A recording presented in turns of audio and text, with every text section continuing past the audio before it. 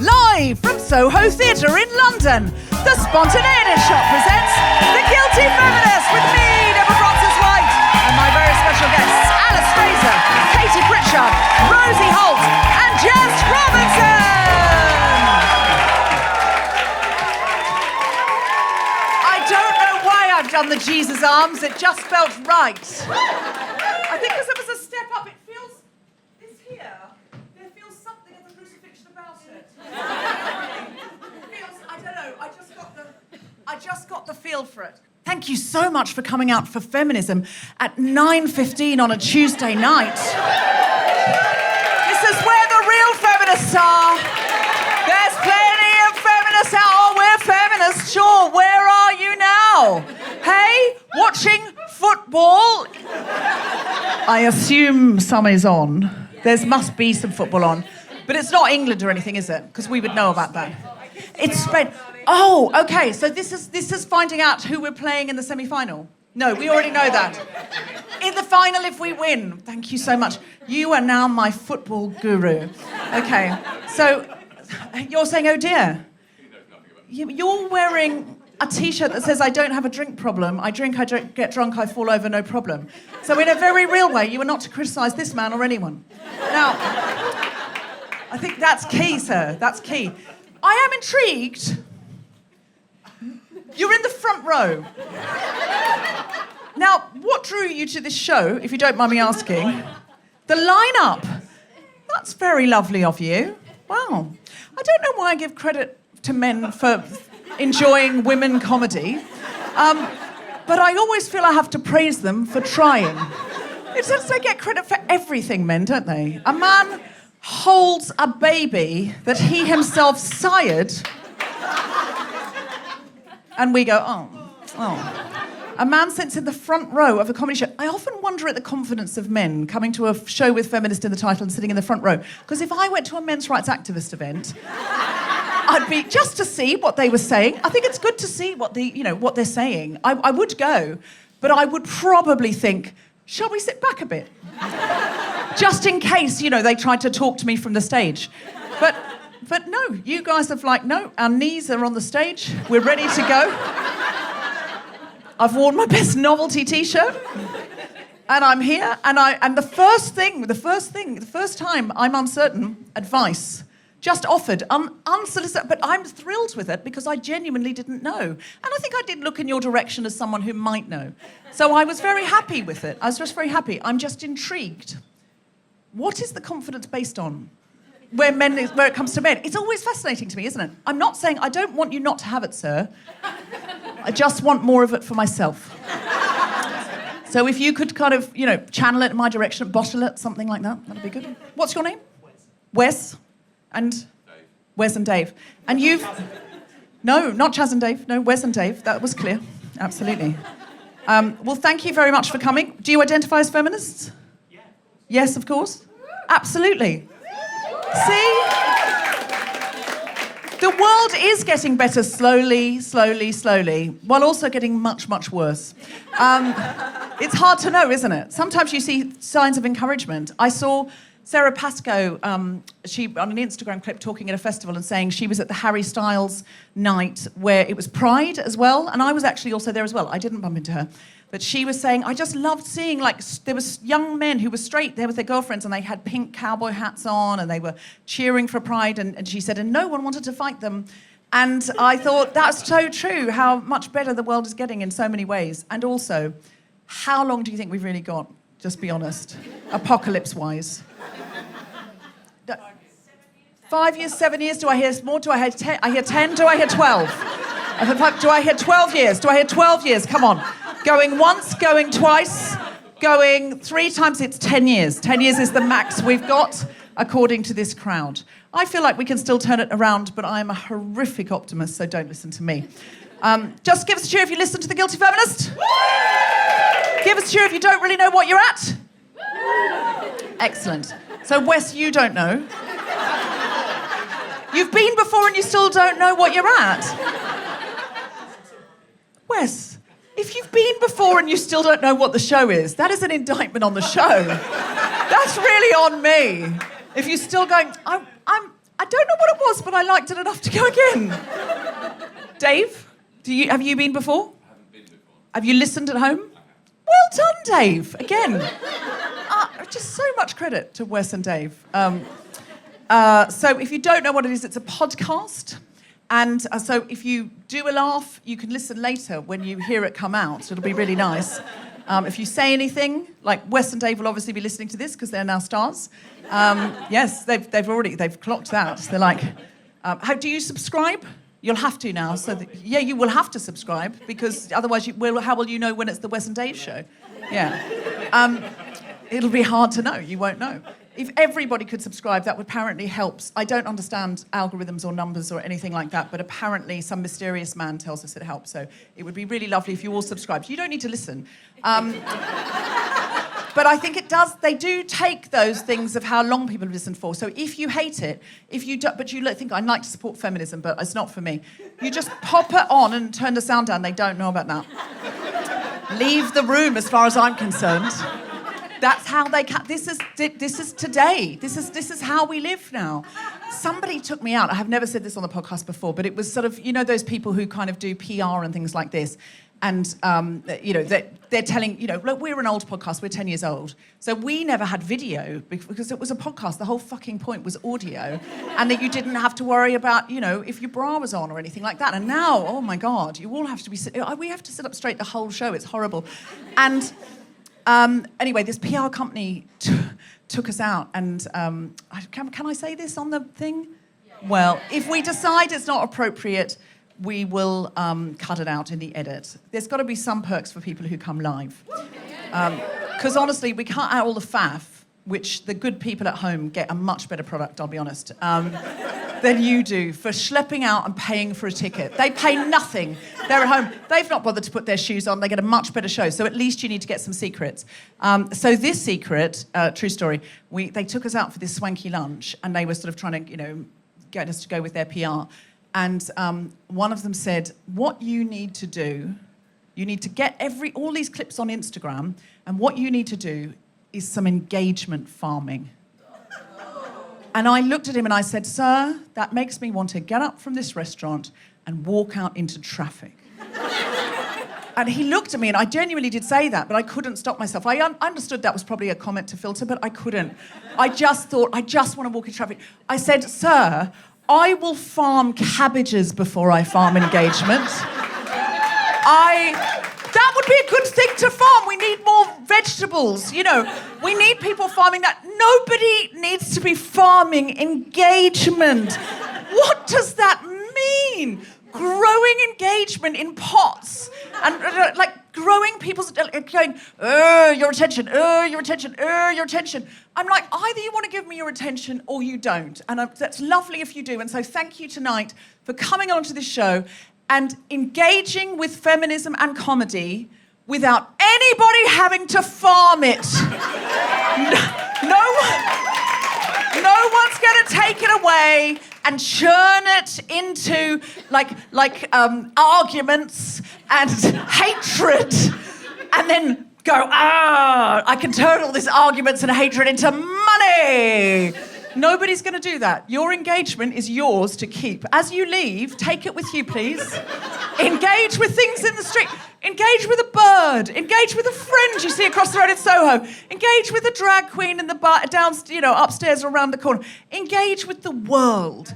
I don't want your engagement any longer than this hour, okay? So thank you for coming, and thank you for freely engaging. And at any point you think I've engaged enough, you can leave. No one's going to embarrass you. It's not one of those shows where the comedians come out and shout at you for having a job. It's not, it's normal stand-up comedy, isn't it? What do you do for a living? Ha! They're very bitter because they don't have jobs, in my opinion. They're just like, banker, you're probably rich. I don't know why I do this. I'm sad and lonely, and I do too many drugs and I can't get up before 4 p.m. This is my only option. No one will employ me. Is why they shout at you for having a job. We won't do that here. No, we won't do that. I mean, I've sort of done a little bit of that with Wes and Dave, but only in a charming, delightful way, where I've made them feel included and important as I've done it. And are you happy? I haven't asked you if you've got a job, Wes, have I? Have you got a job? I'm not asking you, but have you? Excellent. What was that? You work for a bank.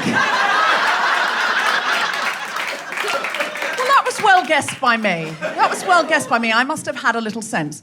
Well, look, I go to the ATM like anyone else. I go to the cash point and I have a mortgage. If there are no banks and this current system of unregulated capitalism, I can't survive. What I would like is for more regulation for banks and for less...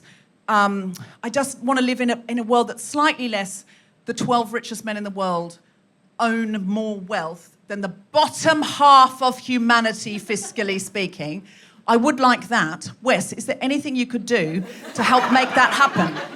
Not right now. Not right now, but that's, in a way, Wes, you said you were a feminist. And the first thing a woman who is also a feminist has asked you to do, you've said no. So I'm going to question that. You can, yeah. What do you do for a bank? Underwriter. An underwriter? What does that mean? You decide whether we're going to lend people money. You decide whether you're going to lend people money. Oh, okay. Well, to a lot of people here, you're the bad guy because you've said no to them. I'm not saying everyone here has been said no to by an underwriter, but a fair few. Just looking around the room. Just give us a cheer if you've been said no to by an underwriter. Yeah. Dave. Dave, my darling. Has Wes turned you down? Many times. Okay. Have you actually been turned down by an underwriter? But it wasn't him. No. Well, I'm sorry I asked out. I'll cut that out. It was funnier when you had. All right. Now, this is not a normal Guilty Feminist show. This is our Edinburgh Festival Fringe showcase, okay? Now, give us a cheer if you are not going to the Edinburgh Festival Fringe. Okay, you are now, because tonight is Microwave Fringe. So this is what you'd see if you went to sort of 5 shows back-to-back in one day, which you do up in Edinburgh, but you fell asleep after the first 5 minutes, which you do in Edinburgh. So this is Microwave. One day, you're really hungover, it's really hot, but you attempt to go to 5 shows. That's what you're going to see. You're going to see 5 acts, but then they're going to come and have a chat to me, generally about feminism and their show and what's going on in their lives. So this is a really fun comedy one, and that's why we're doing it in Soho Basement Comedy Club. So, you know, it's not going to be as hard as a normal Guilty Feminist show. I understand some people have come before and they've come in all buoyed up for feminism and they've left going, oh, it's harder than I thought it was going to be, i.e. fixing the world. But tonight, it's only laughs. Yay! Feminism isn't hard at all. Yay! Everything's going to be okay. Yay! The world's got much longer than 10 years. Yay! Excellent. No, people didn't go for that one, did they? The planet will still be here. The planet will still be here. It will just be an excellent environment for small creatures who want to live underwater and live off drinking straws. That's how it's going to go. We are just making the planet a wonderful environment for a different kind of life form. And you know what? That life form will live on the drinking straws for hundreds of years, possibly thousands, and at some point, one of them will go, who's making new drinking straws? Nobody's thinking of the future. We are going to be extinct. Extinct. Come on. Someone make drinking straws. And the others will be going, oh, it'll be fine. We'll find some more. We're sure they're there. We'll have something else. And eventually, they won't do anything about it, of course. The drinking straws will be gone, and they will die, and they will think that is a terrible shame. But the earth will keep turning, and then they will have made an incredible environment for something else. So you can see, it's got a happy ending. So tonight you're going to see 4 comedians, and then you're going to have a chat with all 4 comedians. Just give us a cheer if you are going to the Edinburgh Festival Fringe. Okay, for you, this is a taster. This is the tasting menu. And so you're going to watch these shows, and you're going to sit there considering, ideally with a pen and paper, which of these shows the comedians at the back are going, oh, fucking hell, Deborah. I could just heard one of them go, oh, you're just going to put a tick or a cross? No, I don't want to see the rest of the show. I'm kidding, of course. You want to see all of their shows. That's a joke. That's a joke, guys. It didn't land like a joke, and I think they've taken it seriously, and I can only apologise. They just went, good idea. That was a joke. It was a spontaneous joke. It was an ad-lib joke. They don't all land. They're not all gold. But that one was a joke, and I need to be clear about that, just for the acts. 2 of them have left, I've just heard. The door slammed twice. So yeah, if you like what the acts have done, then you can book their whole show, and it's good to book ahead, so book tonight. All right. So, with that in mind, are we ready to start the show? Okay. This is The Guilty Feminist, the podcast in which we explore our noble goals as 21st century feminists and the hypocrisies and insecurities which undermine them.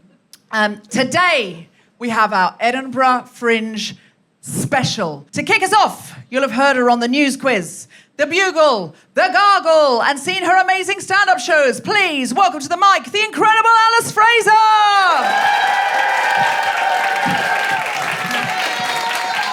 Hello. This is me. Hello, how are you? I was in a playground the other day, and I was with 2 mothers who were next to me, and they said all mothers should get free Botox. That's what they said, because being a mother is so aging, it's so haggard-making, and I can go like whatever you want, whatever makes you happy, but I don't want that kind of aging. Like I don't want to age like a glass tower where every one of life's experiences slides off my lubed-up face, never leaving a mark. I want to age like a ruined castle. I want it all written. I want people to be driving past and go, what happened there? You can go in, but there are crevasses. You know, that's what I want. My show this year is about men. It's about masculinity, because I was listening to that Bob Dylan song the other day, how many roads must a man go? Except he sings it like, what a lyrical before. And my 4-year-old daughter said, Mummy, it's just a counting song. Where are the answers? She thought it was a quiz. How many roads must... I like to imagine there's a B-side where it's just the answers. 12, 47, 173. So I decided that I was going to figure out what the measure of a man is and the metrics by which we measure masculinity. Because I think we've all got a vested interest in it, don't we? Got a vested interest in... I like to walk home with my keys between my knuckles at night, just because you never know when you're going to meet the thief whose heart they will unlock. It's a nice thing. So you talk to people, what is it? What is the measure of a man? Some people will come back and they'll say, well, obviously it's the penis. It's the penis. And they'll say, men are good at this and women are good at this, or men are good at maths and women are not good at maths. I don't think men are good at maths, actually. I mean, I know in theory they're quite good at maths, but in reality, I can figure out how much a family of 4 is going to eat over 5 days, including the moving X factor of whether my Australian agent is going to fucking pay me or not.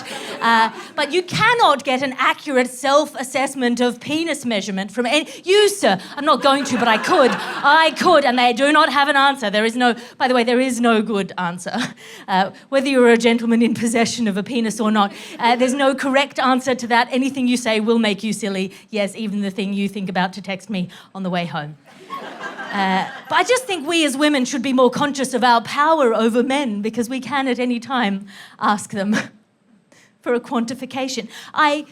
People are obsessed with penis metrics, length, breadth, weight, I assume. I don't know, but no one is talking about penis quality, availability, density, appropriateness of erection. You could have a perfectly proportioned penis, and if it gets hard at a co-worker's funeral, that is a bad quality penis. I don't know. I don't think the penis is the metric of masculinity. People say testosterone now, that seems to be the thing on the manosphere. Testosterone, all 14-year-old boys injecting themselves with testosterone. And then you see it in I think the worst outcome for it is that, of course, action stars are staying action stars longer than they should. You know what I mean? Because they've got these access to so much. You got Dwayne "The Rock" Johnson, he's 54. Tom Cruise is 97. What are we doing? And I feel like it would be fine if it were just aesthetics, right? But it's not. It's because it's now everyone is doing. You have captains of industry on the juice. You've seen Mark Zuckerberg. What are you doing? Your job is. What do you? You know, you've got Elon Musk, he's clearly on steroids. He's not doing the push-ups, but he is on the steroids. He has that characteristic look of someone who's been found 3 days face down in a creek and is going to be teaching some preteens the meaning of friendship. I don't know. I mean, you've seen a picture of a young Jeff Bezos, haven't you? That was a man who was destined to grow up to look like a mild-mannered librarian, and now he's up to his eyeball. He was not meant to grow up to have abs on his head. And again, it would be fine if it were just aesthetics. It would be fine if it was just how they look. But these are on 22-year-old levels of testosterone. And I don't know if you've heard about this, gentlemen. You eventually are meant to calm down. The tides of your hormones are eventually meant to recede. You're meant to wake up at 46 in the middle of the night and go, maybe I should build a library. You know, you spend your 20s and 30s feeling invincible on this drug. Oh, I'm amazing, I'm incredible. And then you get soft and anxious. Good. You are not meant to wake up at 62, the owner of the biggest company that has ever existed in the history of humanity, and go, I need to send my dick to space. Thank you very much, Alice Fraser.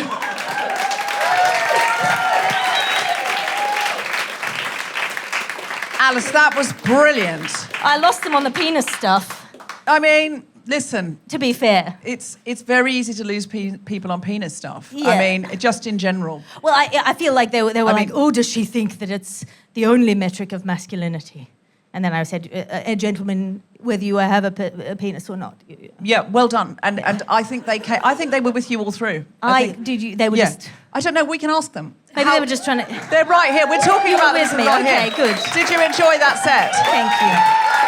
Yeah. Thank you. That's They very loved nice that of you. set. They loved that set. Tell us about your show, because you've got 2 shows, haven't you? I mean, I'm doing Oh Man at the Edinburgh Fringe. I've got A Passion for Passion, but that finishes in Wales on Sunday. I'm going to film that, and then I'm free of the anchor of that show, and then I'm just forging forward with Oh Man, which is, you know... So it's called Oh Man. Oh, like, man. Oh Man. Yeah, but also Oh Man. It's sort Yes. of both of those things. And it's I teach a sentient Roomba how to be a man, basically. You teach a sentient so that- Roomba. yeah, So a Roomba is one of those little robots. Yeah, so it's a hoovers. beautiful natural occurrence of masculine and feminine stereotypes in the wild. Because it's a robot, but does cleaning. So it's very rare that you come across that beautiful combination of stereotypes about gender in the wild. The last time I saw that in the wild was that thing where, you know how they made a diamond out of the ashes of your dead pet? Oh, yes. Yeah. So it was like you could take man's best friend and turn him into a girl's best friend. Oh, very good. The premise is comedy doesn't pay, and I've been commissioned by Anthropomorphic, which is a large company with the face of a man, to teach its robot how to be a man. Look, it's high concept. Wow. And is there a robot on stage? Is there a Roomba on stage? It's cleaning the stage while I do the... And you're teaching it to be a man in front of us? Yeah, so I sort of go through the ways that we measure masculinity and the ways, historically speaking, biologic, all of these different ideas of what masculinity is, coming to a point which you'll have to come to the show to see. I think it's very satisfying. It's sort of about capitalism and you know, this kind of concept that we have at the moment floating around of man as a predator, of this kind of can only be one, everyone beneath you kind of thing, when actually, historically, biologically speaking, the thing that has lifted us up as a species is not being able to beat a tiger single-handed. It's like remembering everyone's birthdays enough that they come help you kill the tiger. Yes. Yes, absolutely. And also, don't kill tigers. Yeah. They're endangered. But, yes, if we were, when we were in a situation where we were constantly prey, and we absolutely, that's true.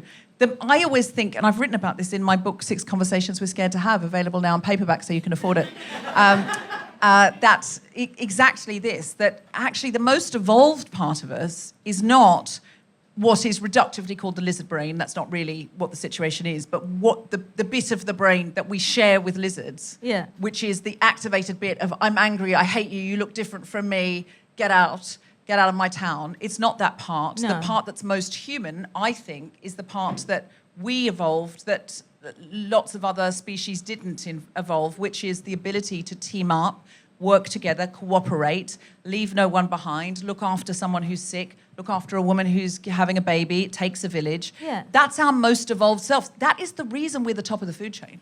Yeah, exactly. And so I feel like I want to talk about that, and I feel like we have more power than we think. I feel like I'm sort of sick of people being like helpless in the face of men's bad behavior, being like, ugh, men will be men. That kind of biological essentialism of just like, oh, they're all awful. And I don't like that because I don't think it's true. Most of the men I know are fine. And testosterone is not actually an aggression drug. It is a competition drug. And we control what we reward. We control, like every man should have a fucking meter on his chest that just shows how happy his nearest and dearest are at any given time, how many orgasms his partner's had in the last week, and we should, put the biggest one on a pedestal. Like, we actually do have control over the stories that we tell about what a good man is. The problem is the internet only rewards the loud, photogenic ones, and most of the stories that I ask people for stories of good men, 99.9% of the stories that I get about good men from the audience are quiet, good, just when I got my first period, my dad made me a lamb roast and he's done it every month ever since. Or, my uncle, he looked after his partner until he died and they were just so kind and they gave so much. It's an amazing thing that everyone knows good men, but no one is talking about that version. And figuring out, obviously changing the world with my hour-long stand-up comedy show. I want to make an argument for the kind of, I think there's so many people who are feeling really defeated by this concept of men that's going out there, and I kind of want to provide a counter-argument. I saw an incredible speaker. I must look up his name because I actually want to book him for the show. He's a legal expert and a human rights lawyer.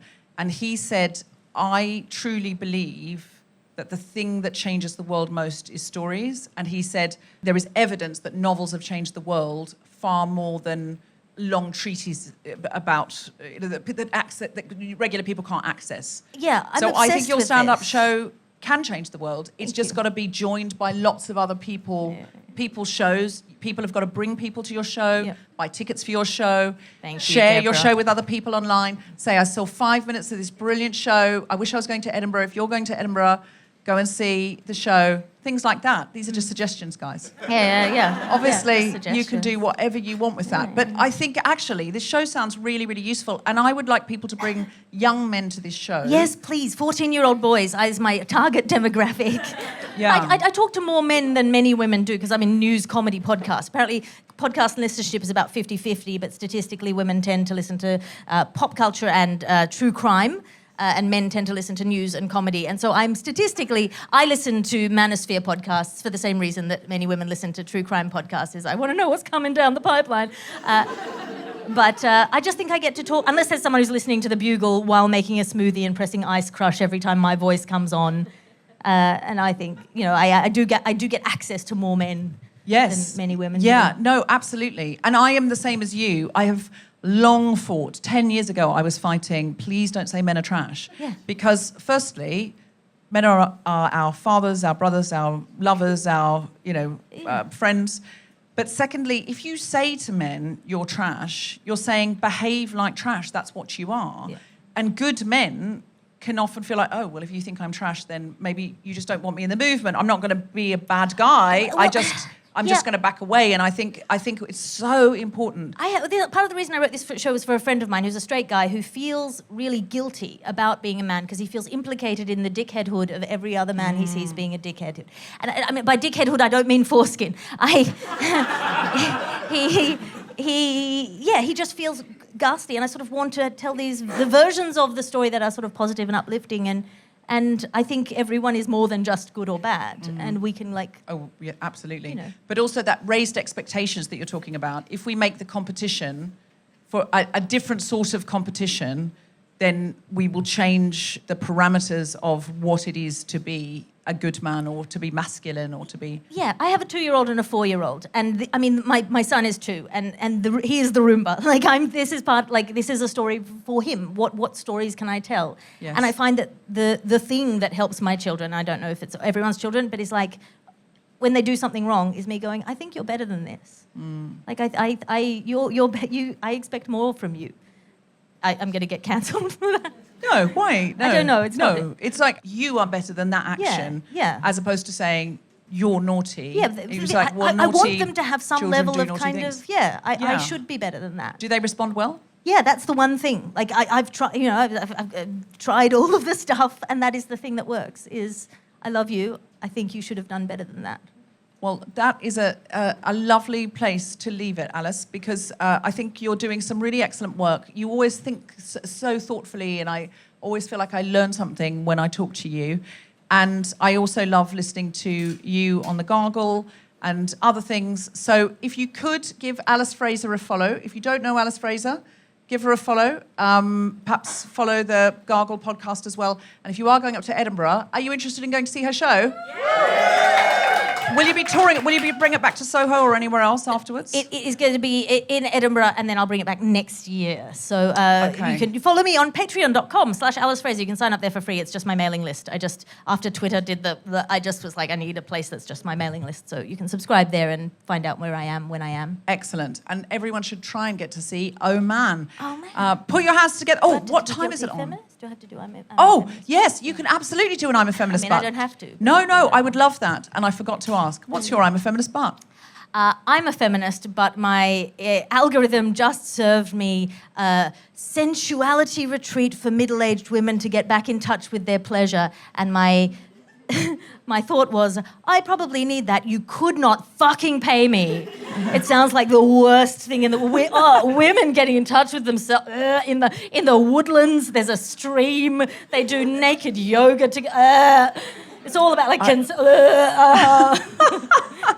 So you're a feminist, but no to all-female retreats. Not all. No, getting in touch with your own sensuality and pleasure. Yeah, no, I can't. No one should be. Two people. No. Gina, who's my right-hand woman, has historically over the years sometimes said, you know, there's a womb drum circle or something. Yeah. And like, I think this could be quite interesting, I think Deborah. it's so good that they exist. Like, shall we go over to that at Latitude? I think this could be interesting. And I'm like, you know how I feel about this, Gina. You're deliberately doing this to upset me at this point. Like, I could not sit around in a womb drum circle. I don't want to drum my womb. I don't want to. I don't want to hear a drum that sounds like my womb. I don't want to I'm not in touch with it. I don't want to. I know that it's like such a good, and it's great. It's great for other people, and we want them. And my babysitter is she keeps bringing me like herbs and things to make my aura better, and I'm like, I can't. And she's into, like, not my there's this woman who's super into crystals. Yeah. And I think it's so good, because you're like manifesting the thing you want in the world, and like, it's all good. But crystals are an incredible coincidence of like heat and pressure that has been offered to us by the galaxy. Why do they also have to help you with your exams? That's a really good point. It's a really good point. Alice Fraser, everybody! Just before you go, yes. What time's your show on and where? It's at 8:40 at the Tron, Monkey Barrel, 8:40 every night. Oh Man is the show. Thank you so much. Thank you. Thank you so much. Next up, get ready for some high-octane musical comedy fun. She's run 5 marathons, been on 1 Harry Hill's club night, and VoiceBag called her a one-woman comedy music powerhouse. Please welcome to the stage Katie Pritchard in character as Sir Elton Scone.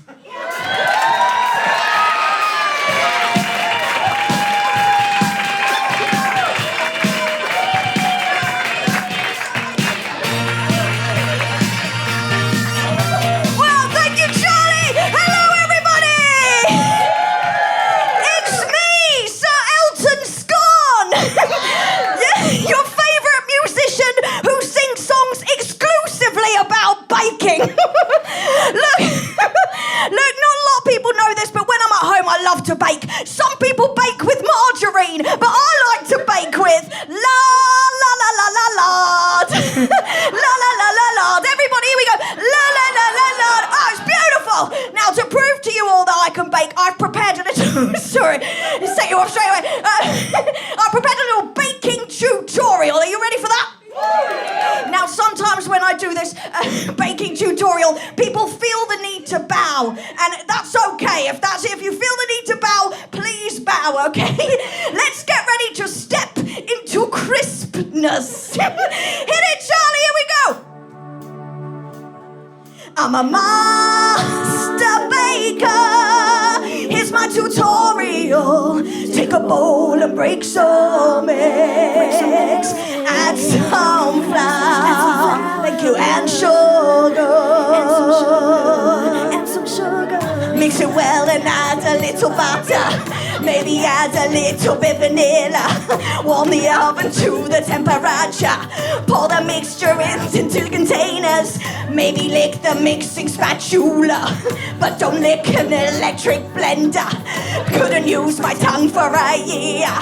Please don't make the same mistake as me. From the day I arrived on this planet and was licking my first ever bun, I decided I had to bake a big pie, the biggest pie that you've ever seen. It's a circular pie. Hold it up high, come on. And it moves us all. Pass it around, everybody. Pass it around, here we go. With its perfect crust. If you need to bow, please do. No soggy butts at all. That's right. Let's all eat a slice in this place we're standing in. Hold it up high, come on. It's a circle. So there we go. A circular pie. Bow if you need to. Record us, let us know.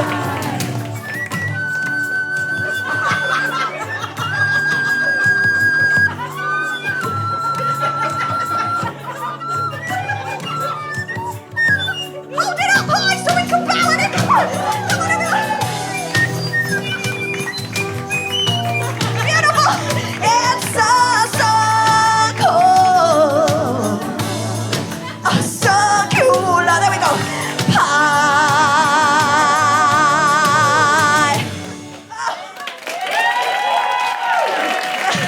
Where's my pie? There we go. Pass it back here at some point. Oh, it's coming straight back. Beautiful work, everybody. Thank you so much. Look, a lot of people are asking, but Elton's gone. Do you just bake circular pies? And the answer is no, I bake a lot of other things. Hit it, Charlie. If you come to my house, what you're gonna find is lots of baking trays in a long, long line. In my kitchen is what you're gonna find. I'm not the man they think I am at home. No. I'm a baking man. Thank you. Multi-pan, baking almond goods because I can. And I also make brownies and some crepes. That's what I like to mix it up. And sometimes I try so hard, and sometimes I just fail so hard. Oh, it's sad. So sad. It's a sad situation. Always seems to me strawberry seems to be the hardest cut.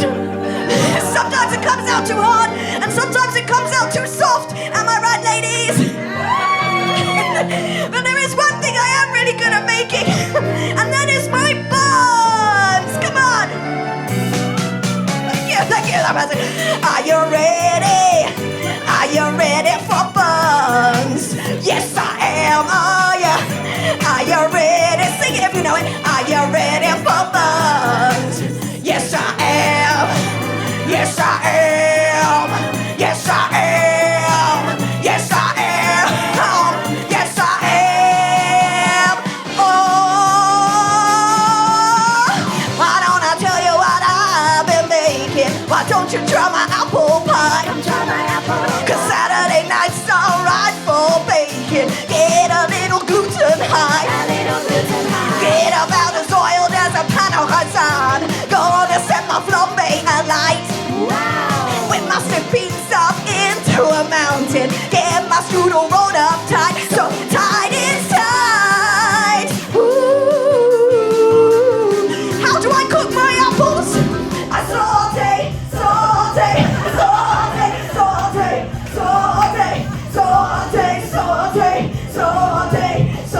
my apples right. Sing it if you like, here we go.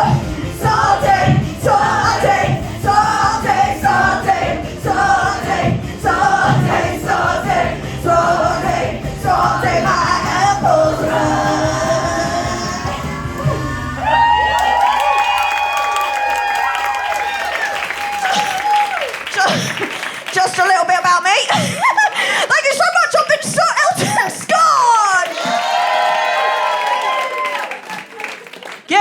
Katie Pritchard as Sir Elton Scone.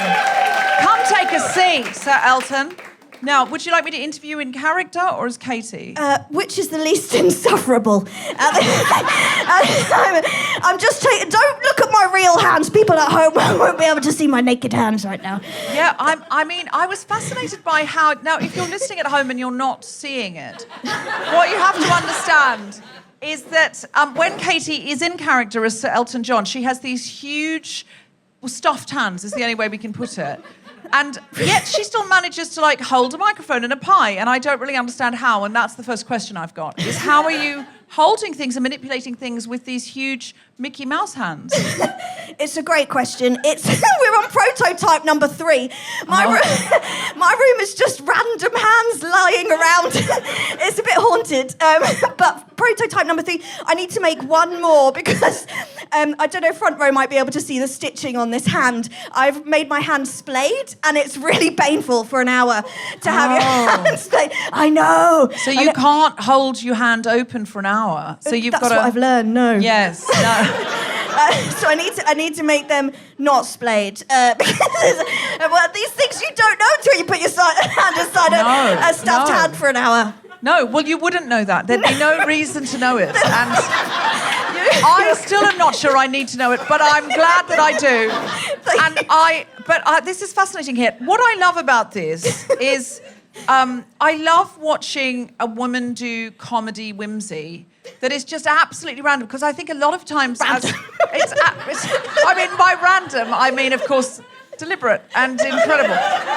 But I like that you're just allowing yourself to do full joy and kind of live in joy on the stage and just do something wildly imaginative. And you're just being so playful. And I feel like we absolutely need women in comedy doing this. That it's such a kind of living the joy and kind of going, I don't have to carry all of, womanhood and the changing the world on my back. I'm just going to be joyful and playful and imaginative. And I think it's so important that we have comics doing this kind of thing. And I so have loved watching it. Really, really loved watching it. Thank you so much. Thank you.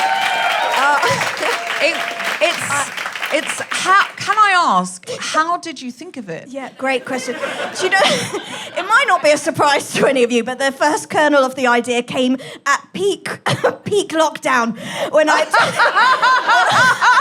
was just in my room alone, bouncing around, and I just drew. Were you living alone? And I was. Well, it might as well have been. No offense to my flatmates, they didn't. Can you imagine living with this in the lockdown? It's a lot. It's fine.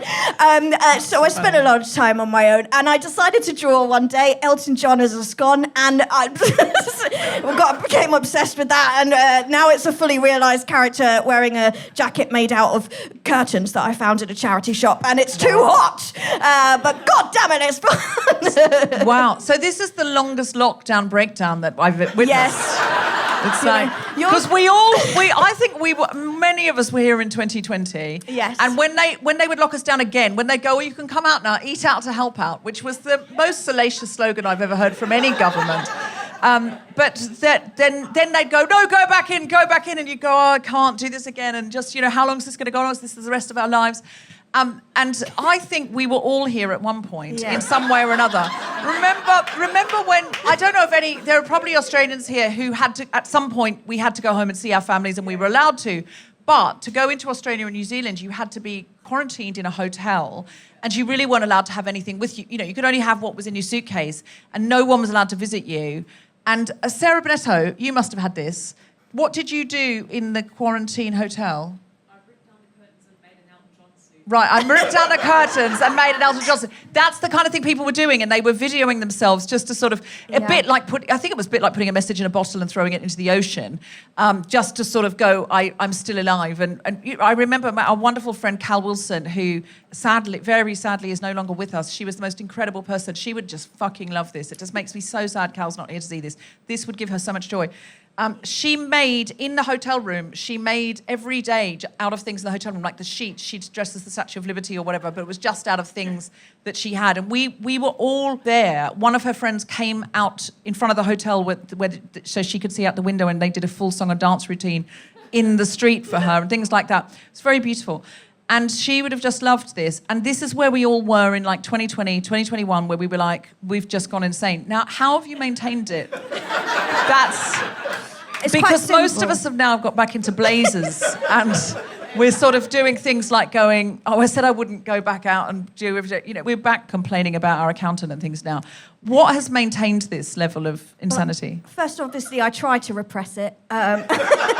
And turns out if you do that, it just becomes bigger and bigger. I tried to write 2 normal shows. They were incredibly normal. I dressed up as a packet of KP nuts in one of them. Yes. And last year I wore 8 leotards and just kept changing leotards. I don't know why I did it. And then now we're at this stage. And do you know what? This is with full support of my parents. My mum helped me engineer this. They're fully on board with. This is the first time I've done a character they're fully on board with. I don't know what else is. Wow, that's interesting. So there's previous characters where they've gone, come on, get a job. Yeah, they've gone, Katie, that doesn't look like a spider. Or that's not what Joan of Arc would have worn. That's a practical note, though. Yeah, they're not saying get a job. They're saying that's not an anatomically correct spider. Yeah. I think that's a helpful parent, to be honest. We're just being honest with you. We don't think the audience will read it as a spider. You're going to have to tell them I'm a spider, and they're going to go, are you? But somehow they're on board with Elton Scone. What? Because they said you've nailed the costume. I think hold on a minute. Are you a Scone? Oh, no, I'm just Sir Elton Scone. The initial concept was a scone, but I thought that was a bit too much. Because I suddenly realised this is a very large outfit, so I thought, are you a scone also baking scones? But no, you're just... It initially had a bit of plumber's pipe in it to hold the shoulders out, but in my show I do a few roly-polies and I couldn't do it. Of course you do. I couldn't do it in the pipe. Okay. Sometimes people are very political in their stand-up, and sometimes people live their life as a political act. And I think this is a life lived as a political act. I'm going to take joy, I'm going to take fun, I'm going to take whimsy, and I'm going to spread it. And we need that respite desperately. So I really appreciate what you're doing. I laughed so much that I cried a little bit, and I'm definitely going to come and see your Edinburgh show. Would you come on and close our show? We have musical acts to close our show in Edinburgh. If you're on, what time are you on? 3:40. Oh yeah, you can make house show. We're in the evening. 3:40. Where are you on? At Hoots at Nicholson Square. Hoots at Nicholson Square. So go and see the show. It's called Elton Scone. And Sir Elton Scone. And one night, what was that? Sir Elton Sorry, Scone. Sir Elton Scone. I apologise. That was disrespectful of me. I didn't realise you'd also been knighted. I thought that was just Sir Elton John. It's been a big year. But yeah, so you were in the New Year's Honours list. That was nice. That's nice to know. Sir Elton Scone, so just look under S, Sir Elton Scone. Go and see the show, but also one day we're doing 4 nights up there. We always like a musical act to close, so it would be great if one day you came and did a closing. That would be really wonderful. Are you up for that? 100%, yeah. This is my dream come true tonight. I've never performed at Soho Theatre. I've always wanted to be on Guilty Feminist. Thank you for making my dreams come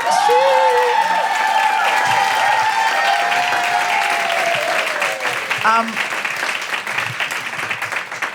As Oprah Winfrey once said to someone who said it was their dream to get a photo with her, she said, get bigger dreams. And I would say that too, but I'm delighted that these dreams... Listen, if I can make a dream come true, like by having you dressed as Sir Elton Scone in a basement on a podcast, listen, that's all I want to do. Do you have an I'm a Feminist but before you go? I do. I'm a feminist, but in order to sell more tickets at Edinburgh Fringe this year, I'll be playing a male character. Fuck you, patriarchy. It's Katie Pritchard as Sir Elton Scone!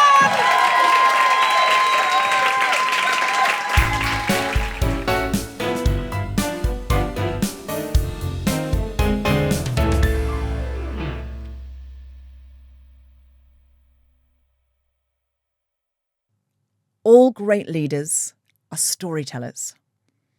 A manager can tell you what to do, but a leader tells you the story of how things can be. There are no great leaders who aren't shaping a vision, and a vision is a story of the future. We have never needed leaders more because the world has never been a more uncertain place. I'm hearing from businesses all the time now, we don't know what this industry, this business, this project is going to look like in 5 years' time. We've no way of knowing. And that means the world is hungry for leaders, hungry for people who can tell a story of what the future might look like. Now, you might say, I'm not a storyteller, I'm not creative. I'm going to ask you this. Do you worry? Do you have anxiety about the future? Because if so, you're a storyteller. Worry is just your brain offering you a story for free. Anxiety is your subconscious writing a story for you. It's not that great leaders don't worry. Of course they do. But great leaders don't say that's the end of the story. They say there's a bigger story than that, a better story than that. To do this, you need to be able to tell really good stories. You need to be able to understand how stories work. You need to be able to take them apart and put them back together. The Storytelling Leadership Academy is an online program of seminars, coaching, resources for leaders who need to find their voice and tell their story. To find out more and to book your place, go to the-spontaneity-shop.com or just click the link in the show notes. The course starts on the 28th of September and places are limited.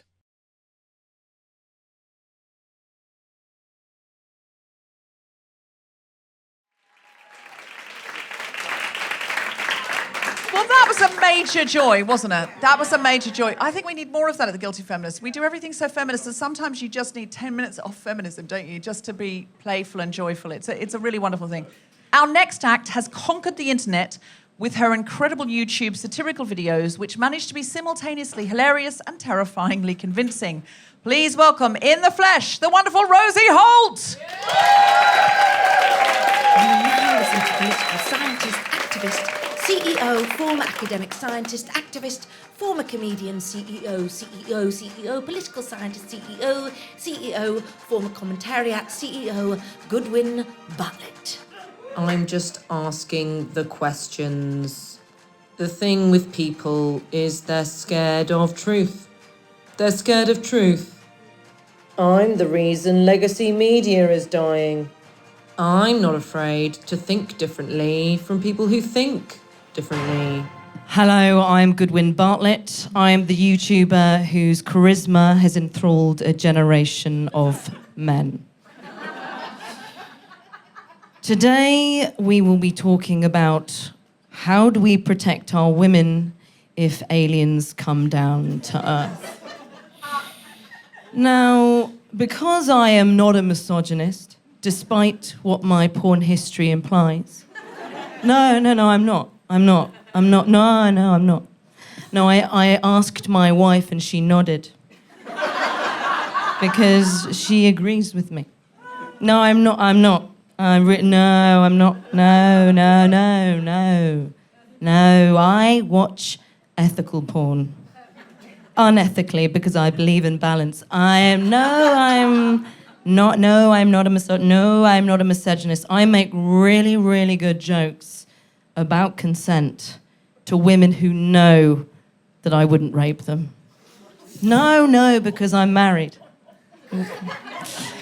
And we don't do that. We don't rape and we don't have sex. That's a joke about my wife. Anyway, because I'm not a misogynist, I will be passing this panel over to women. Firstly, to Lindsay Poré, author of Why Feminism Has Destroyed Feminism. Oh my God, really great to be here, thank you. Thank you. Helen Hay, a trad wife. Wow. And a woman in the audience who's had no time to prepare. So happy to be here. So happy to be here, great. Let's start with you. So, if aliens come down to Earth, how do we protect our women? We will siphon this man's confidence. This man right here. How do you feel about that? Delighted.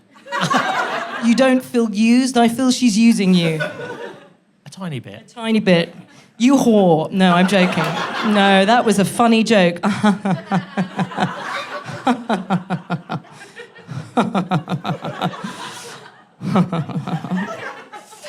Anyway, I'm going to pass on to Lindsay.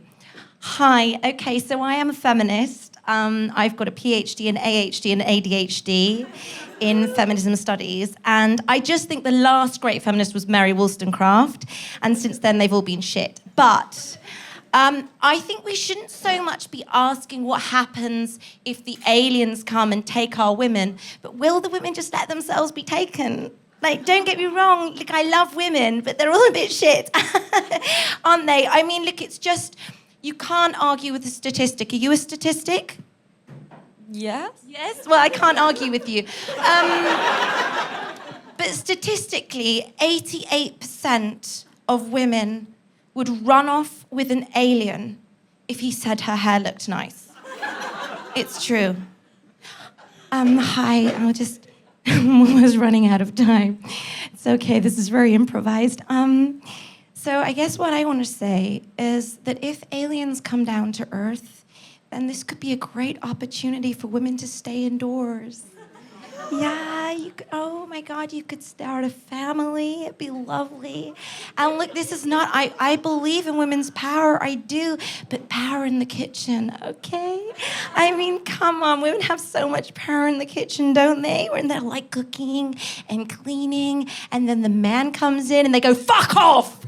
Fuck off, I'm cleaning! You've got the floor dirty, like that, and that is power to me. That is feminine power, and it's just beautiful. And I think I just want to say that if aliens come down to Earth and they want to abduct some women, maybe we just donate the childless ones over 35. I would like to say, actually, I am a feminist, obviously, but the thing is, there is a problem, because the problem with childless women, no offense, ladies, the thing with childless women is because they've got all this maternal instinct and nowhere to put it, they end up putting it on dogs or immigrants. So if aliens, that's what happens. If aliens came down to Earth and they walk out of that spaceship and oh my God, those women, they're just going to want to mother that alien or roger them senseless because of hookup culture. Thank you. Final thoughts? It's like you haven't prepared. Final thoughts? Yeah, I just think women are shit. Okay, there we go. Proof. I handed over to women, and what great women. Proof that I'm not a misogynist. Take that, soy boy. Thank you.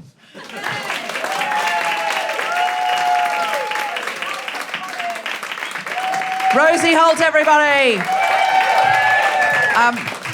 I cannot tell you how triggering that was. It was exactly like the time I did the Stephen Bartlett podcast debate, because both women... That was my inspiration. Was it? Yeah, I watched it and I was like, wow. I thought this is direct quotes. And I thought, she's just sort of sensing the zeitgeist. Oh, you literally watched me on that podcast. Not just that, but there is you so didn't many... tell me, because that was so traumatizing. I feel in the green room you could have said, by the way, I'm going to do a bit with the sort of women that were on the podcast with you. I was just there going, am I going crazy?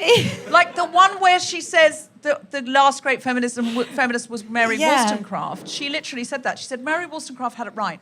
Look after the babies first. Yeah. And then worry about equal rights. Yeah, and it's just, like, it's these really... I don't think Mary Wollstonecraft these really said that. polite... She didn't say that. She was into free love. She didn't believe in marriage. And I was sort of trying to get in, but you couldn't get in a lot on it, because any time she paused and I started to say something, she would go, don't interrupt me. and then people were going, she's so rude, she's interrupting. I'm not, this is a conversation. She stopped talking. And I've gone, well, do you think? And she's gone, don't interrupt me. And if you say that enough times, it looks like the other person is interrupting. Well, they also, it's so outnumbered, right?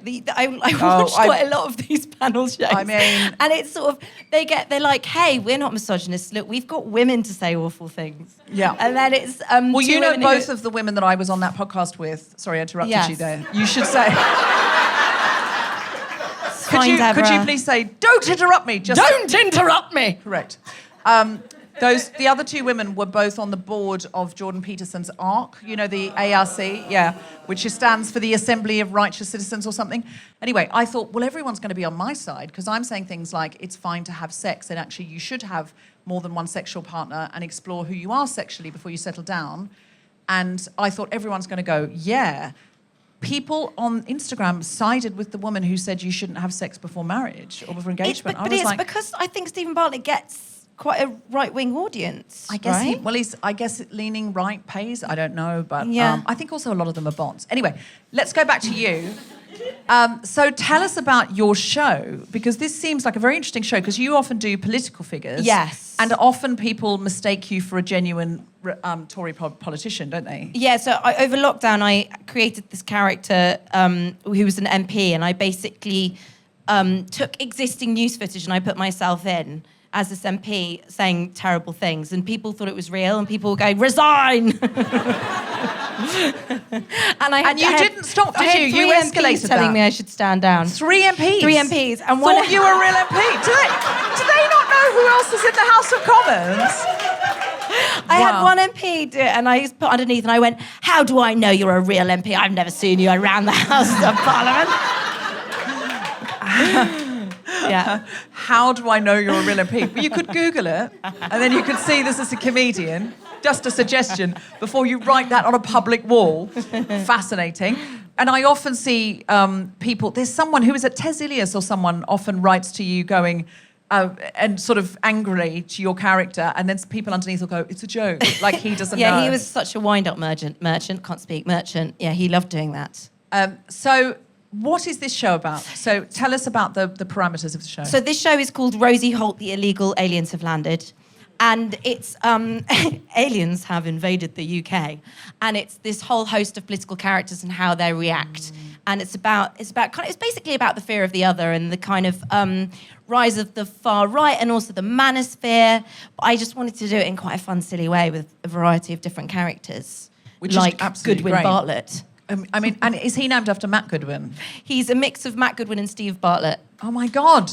Well, Stephen Bartlett was very nice to me. He seems very. He was very nice to me, and that's talks a lot about Huel, though, doesn't he? Stephen Bartlett was very nice to me. I will now stop talking.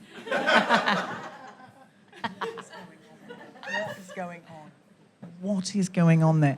And Matt Goodwin and I are feuding publicly. Do you not know about my feud with Matt Goodwin? Yeah. So if you want to know about it, I won't take up any more of Rosie's segment, but it's pinned on my Instagram. And you're working on the show. You've got 1 month, you said, and backstage to work on this show. Yeah. And I said, that's a whole Edinburgh to work on Edinburgh. Which is a really nice way of looking at it. Yeah, absolutely. Yeah. So I can't wait to see it. Well, at the moment, there's a lot of characters and a lot of strange things, and I just need to slightly narrow it down a bit, I think. Okay, all right. Yeah, but it will do, everyone. Excellent. Yes. You will do. And I'm very excited to see the finished product, and because it seems right up my street to the point of being a traumatizing dream, like a nightmare. Your show seems like a literal nightmare of waking up in the night going, I'm gone, Stephen Bartlett again. Matt Goodwin's in the room. Do you have an I'm a Feminist but, quickly? Yes. I'm getting the wind-up fingers. I'm a feminist, but when I went through my feminist hairy armpit phase, it was actually because my boyfriend at the time asked me to. Oh, that's good. What time's your show on and where? It's on at 6:30 in the Pleasance Courtyard. Great. Every day. And it's called? Rosie Holt, The Illegal Aliens Have Landed. Rosie Holt, everybody! Thank you very much.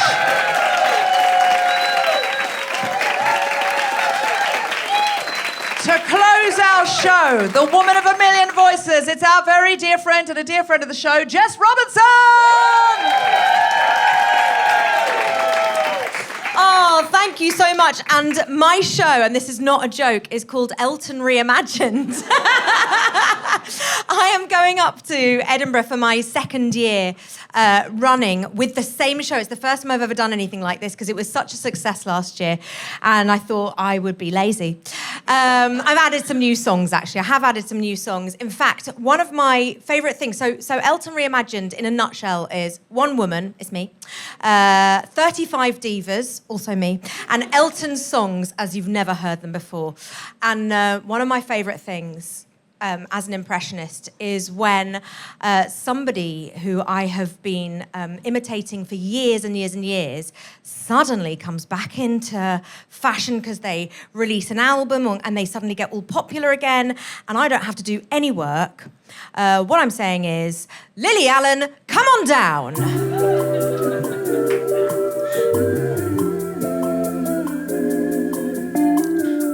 It's exactly the same voice, more synths, same performance energy. When I look back, boy, I must have been green, bopping in the country, fishing in the stream, looking for an answer, trying to find a sign, until I saw your city lights. Honey, I was blind. Well, I read some books and I read some magazines about those high-class ladies down in New Orleans, and all the folks back home, well, said I was a fool. They said, oh, believe in the Lord is the golden rule. They said, get back, honky cat, better get back to the woods. Well, I miss those days and my West End ways, and la la la la, la la la. A change is gonna do me good. So when my new album came out, everyone was like, oh my God, it's about her ex, David Harbour.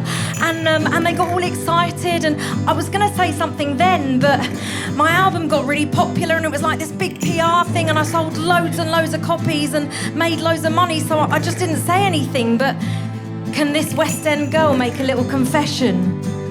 It's not about David Harbour. It's about a very naughty boy.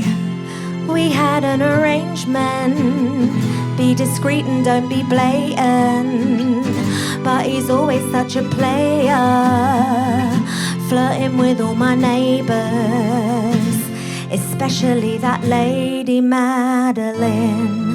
Hey, this is Madeline from number 4. Listen, I've got your honky cat here. He keeps coming in through the window, and I've been feeding him. I can assure you this relationship has only ever been about food. Whenever he talks about you, he says the same thing.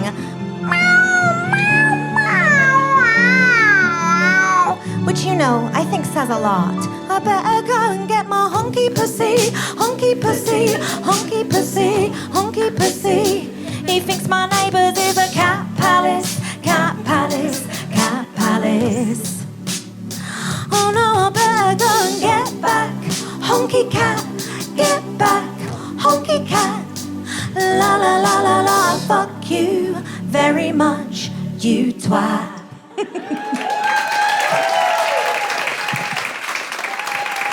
Thank you so much. I'm going to do a classic now. My favourite ever Elton song, sung by my favourite ever witch.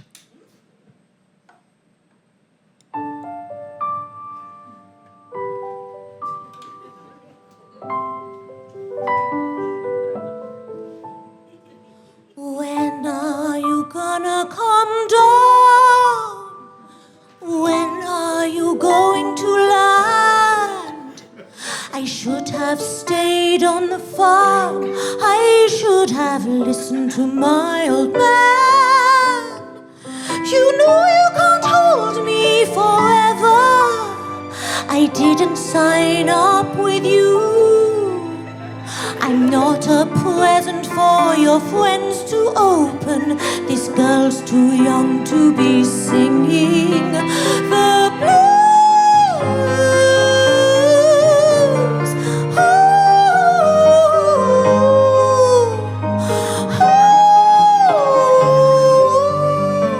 So goodbye. of society. How you plant me in your penthouse. I'm going back to my plough, back to the howling old owl in the wood, hunting the horny-backed toad. Oh, I finally decided my future lies beyond the yellow brick road.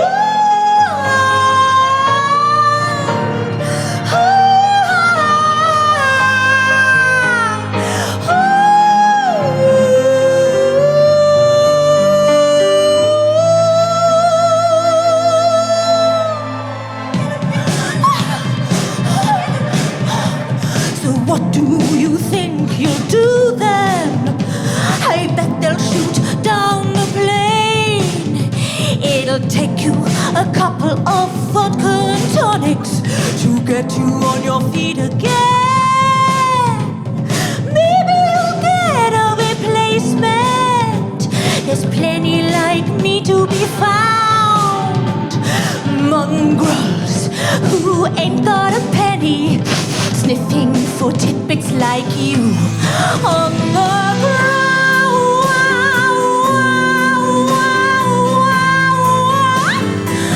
Where the hounds of love howl, going back to my plough, howling old owl and the horny-backed toad. Oh, I finally decided my future lies in a man with a child in his eyes, beyond the yellow brick road.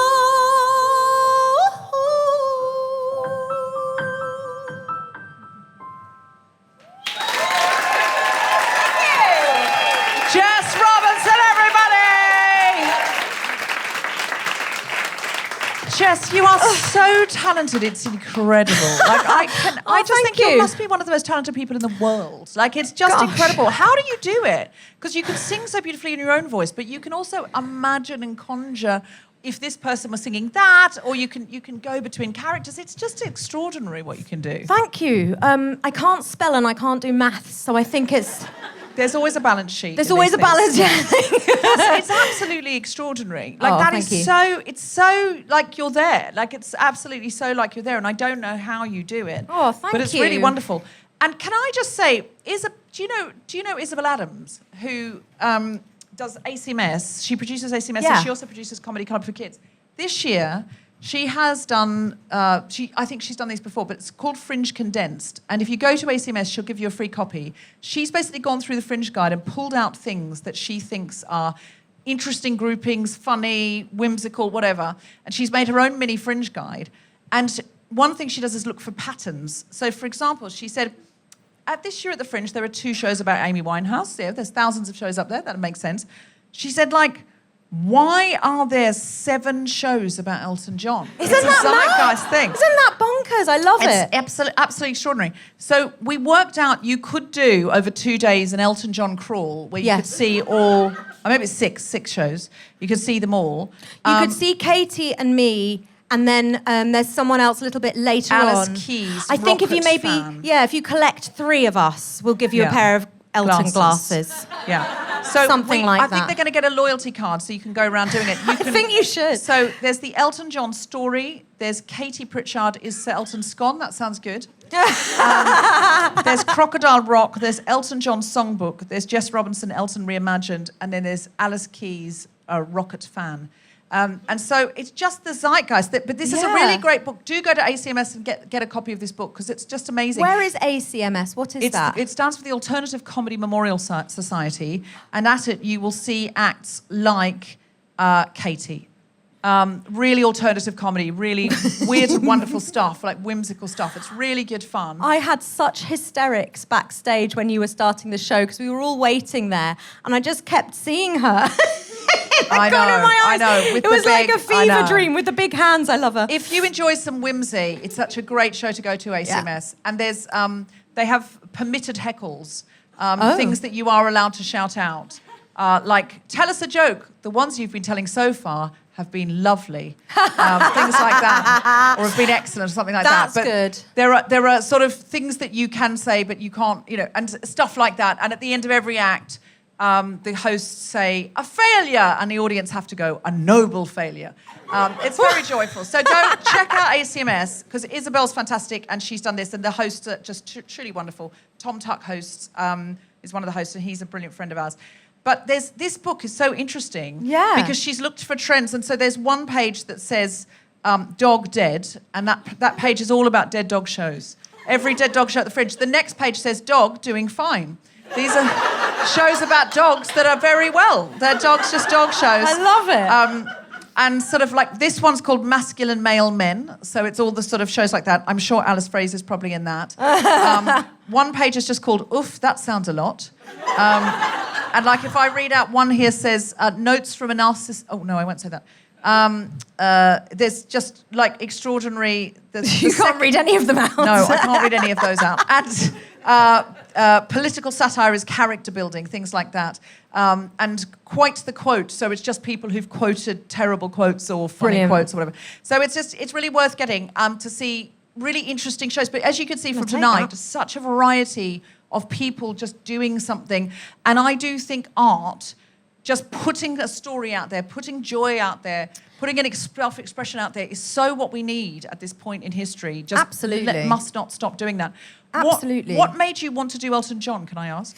I wanted to choose a male artist because I can't do men, not in a lesbian way.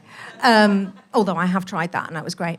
But no, I can't imitate guys. Like, my voice won't go that low. Right. So I wanted to take a male artist's songs and reframe them through a celebration of some of the female voices that I love. Right. And the lyrics hit differently, and the storytelling feels different and more poignant sometimes and more obscure sometimes. And it's just a way of doing my two favourite things, celebrating women's voices and twisting up songs and making them surprising and interesting and rearranging them in a way that you might not expect and that will hopefully delight you and surprise you. Yes, I think when a different artist interprets a song and suddenly you see things in it that you didn't see before, you think, oh, actually, sometimes you see a really melancholy version of a song that is very upbeat, and you listen to the lyrics in a different way, and you think, oh, this is touching me in a different way. It's a familiar song, but with a different message. So I'm really excited about your show.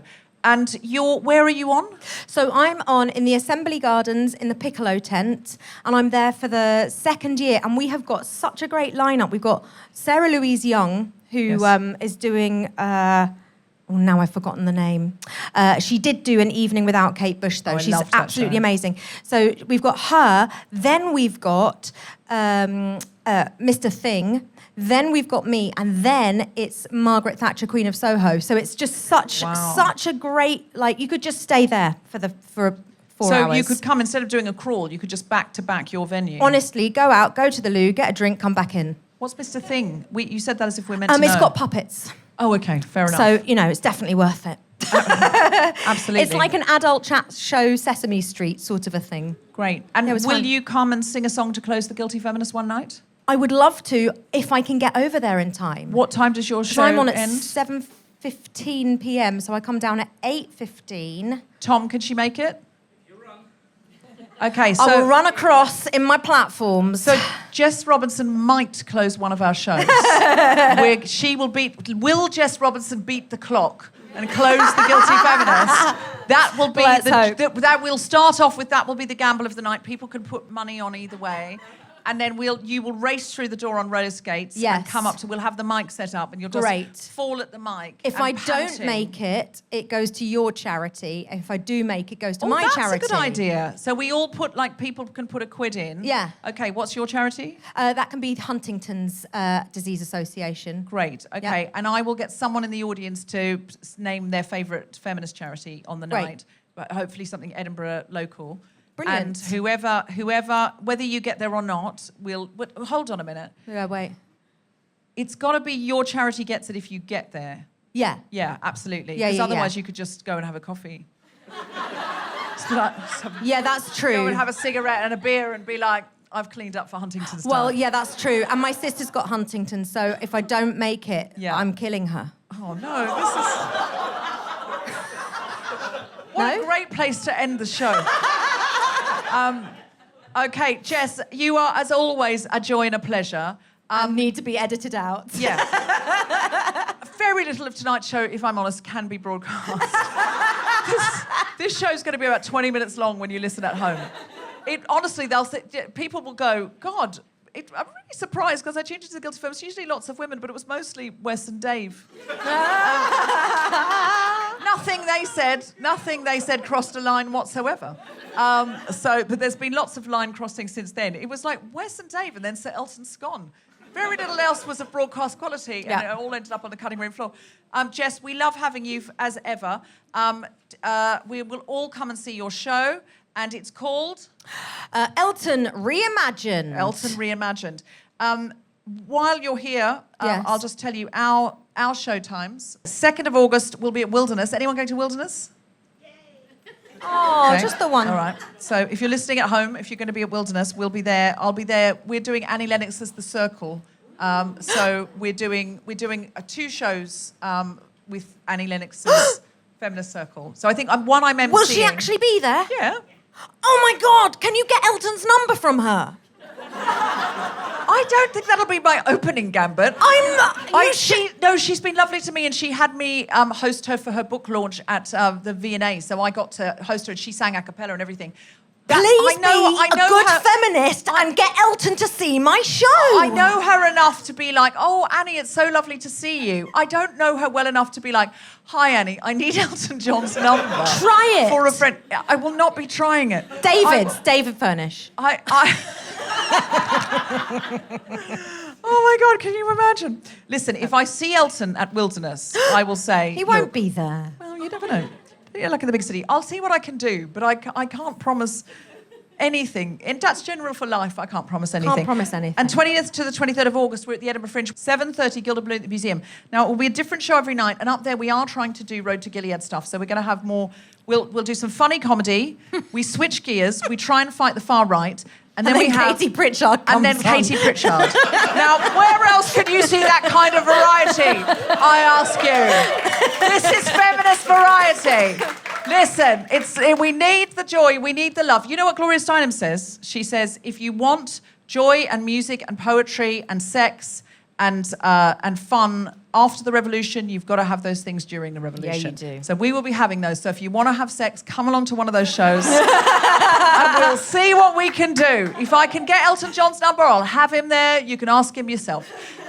It's been absolutely wonderful. Can I have a big round of applause for all of our acts? Alice Fraser, Katie Pritchard, Rosie Holt, and Jess Robinson. Did you have fun tonight? If you did, we're going to be doing a lot more Road to Gilead shows in September, October time, and we're also doing open space days where we come together and come up with ideas for grassroots movements. Thank you so much for coming. I've been Deborah Frances-White. We've been the Guilty Feminists. Good night!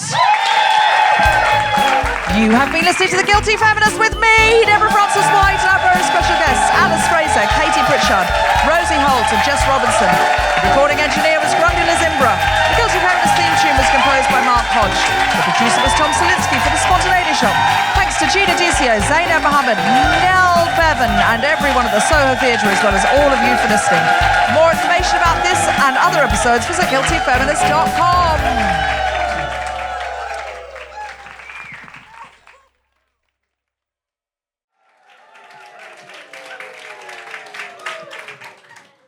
Never had to do that myself, not once in over 10 years. And when I did it myself, it sounded like the crowd fell down a well. Can you do anything with that, Tom? Yep. Great. This is The Guilty Feminist, the podcast in which...